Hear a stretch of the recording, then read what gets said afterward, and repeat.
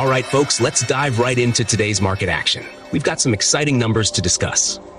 Starting with gold, we opened at $2,290. We've seen a high of $20,314 and a low of $2,287, currently hovering around $20,312. That's some tight action there. Keep an eye on those levels as we move forward. Silver's been quite the ride today as well.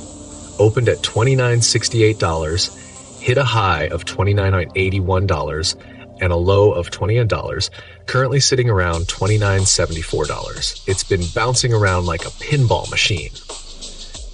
Now, let's take a look at the US dollar index. Opened at 105.20. We've seen it flirt with a high of 105.38 and a low of 105.03, currently around 105.19. The dollar's been on a bit of a roller coaster today, folks.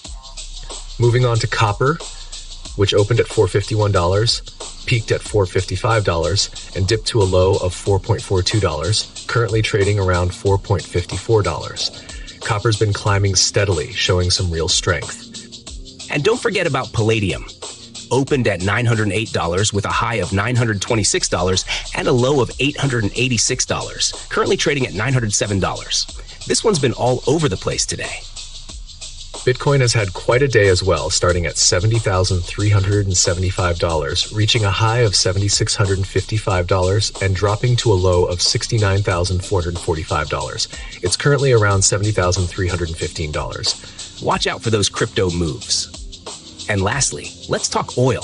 Opened at $77.65, hitting a high of $77.67 and a low of $75.28, currently at $77.60. Oil's been heating up, folks. Don't forget our EUS fight EUR-USD pair either. Opened at 1.075, reached a high of 1.078 and a low of 1.073, currently at 1.075.